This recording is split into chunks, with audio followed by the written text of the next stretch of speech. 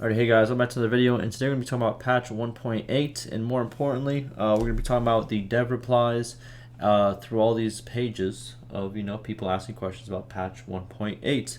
If you guys have not seen patch 1.8 or want my full review, it's going to be linked down below in the description for you. But it's a very, very extensive patch with, in my opinion, a lot of great changes. And like I said before, I am starting to play through on this patch as well. I'm just trying to find some time to actually get it started, but it will be up soon, probably like within a week or two. But yeah, very excited. A lot of good changes, and if you are wanting to start a new game, I think this is a good patch to actually start it on because the changes are very significant, and it just came out, so plenty of time before the next patch. But all right, let's go straight to it. So the first one is on page. I kind of already have them all out right here. I just haven't read them pretty much. I just seen it was a dev reply, so I saved it. So page 3. All right, we have a player asking, does this mean that modders will be able to create custom cutscenes? So 1.8 introduced a lot of extra cutscenes. If you guys didn't know, before we had the cutscene of like the execution cutscene where you would have like the Lord kind of like bending down, not bending down, like on his knees with like his head bowed down, and then you would have like the axe, and then you would if you choose to execute him, it would kind of, fade to black before it actually happens. But that's what's considered a cutscene, and there's been a lot more cutscenes added to the game. Let me see if I can find it real quick. Where is it? Where is it?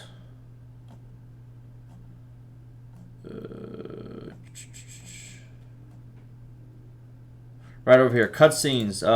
There's a lot of new cutscenes. One for newborn, marriage, heir coming to age, supported faction defeated, the banner pieces. There's just so many. I think there's about like over 20. I think a little bit less than 30 new cutscenes added, which is great. But the player asks, does this mean that modders will be able to create custom cutscenes? Dev replies, yes, modders can create new/custom cutscenes before as well. We just fleshed out the system even more. So they were able to do it before, but now it's even better. Pretty cool.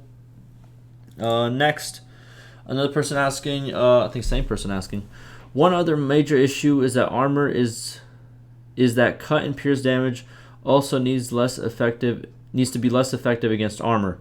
Okay, so what this player is stating is the big pretty much buff to armor is that blunt damage does significantly less damage now to armor. But also, like in the changes, it states that armor as a whole got better.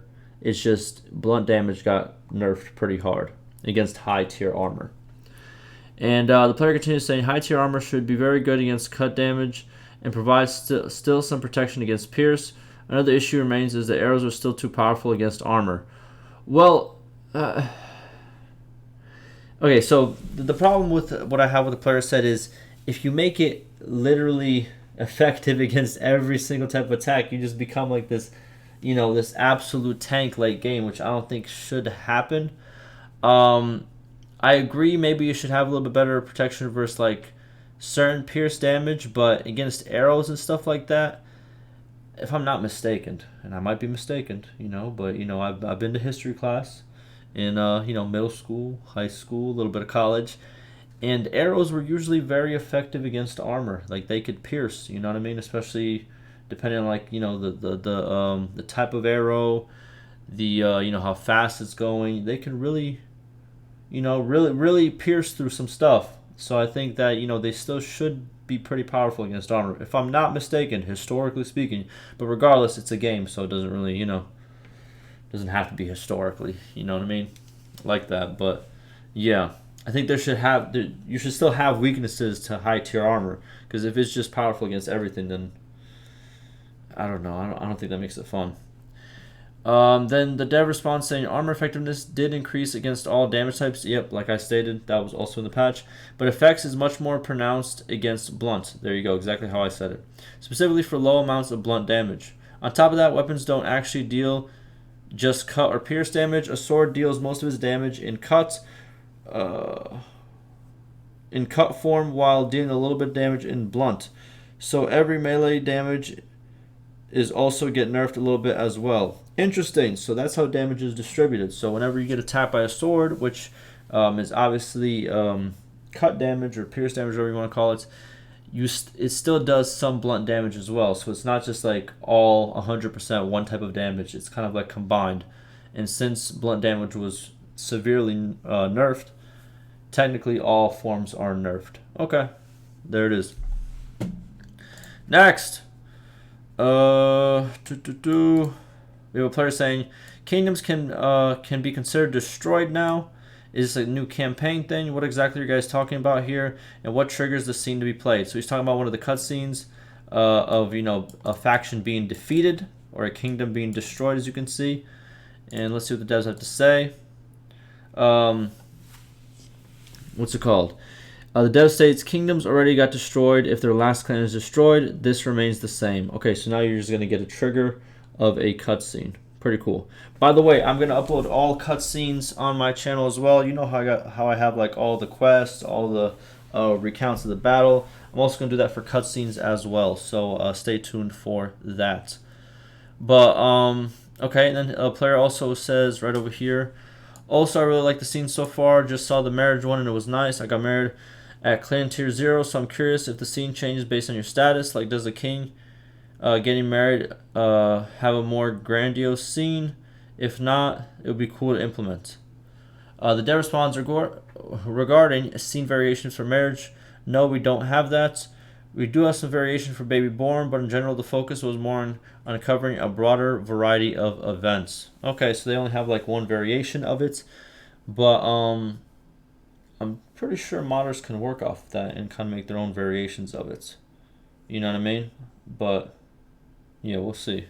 Yeah, because they obviously can create their own new ones, as the dev stated right over here.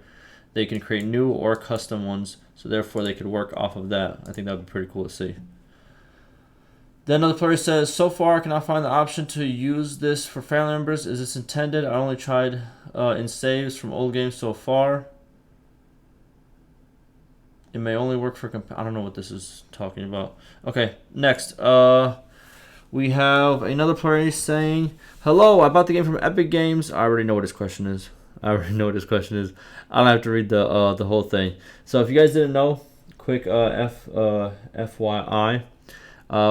The game is available on Epic Games Launcher and Steam. I don't know if it's available anywhere else, but those two places, here's what you have to understand. Steam is a launcher that's been available for so long. It has a lot of features that Epic Games doesn't have, including the option for game developers to upload 2 versions of a game or more than 2 versions of a game.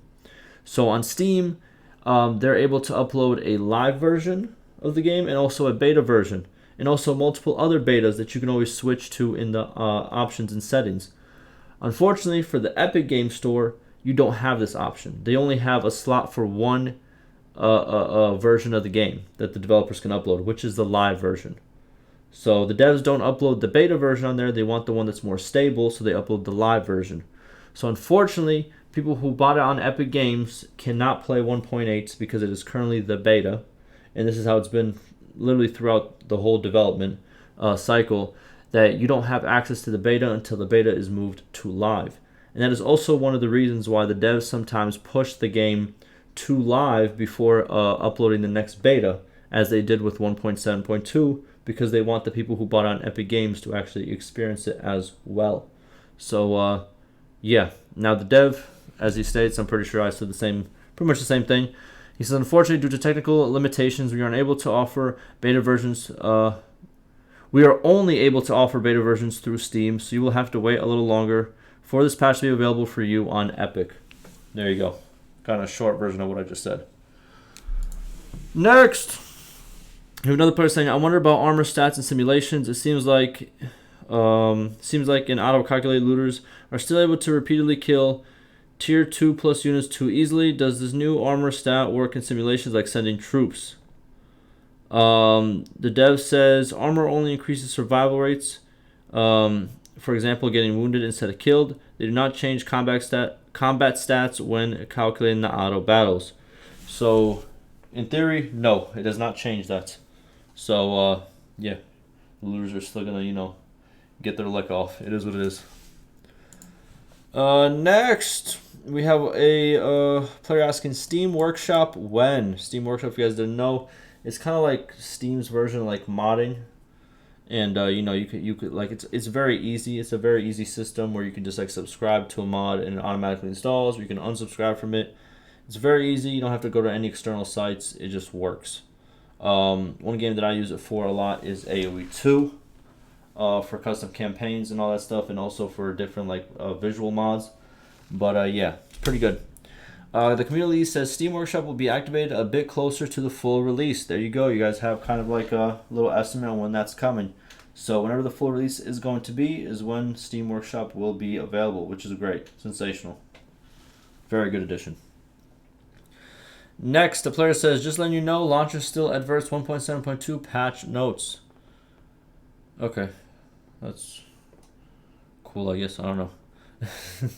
But the community says the launcher links to the patch notes of the current live version, while 1.8 is still in beta. Well, there you go. The more you know. But that pretty much does it. That's all the little information. Hopefully you guys got something. Hopefully you guys learned something. And yeah, looks very good to me. What do you guys think of 1.8? I think it's really good. Really good. I've been playing it. Obviously testing out features, recording gameplay, and all that stuff. But I like it.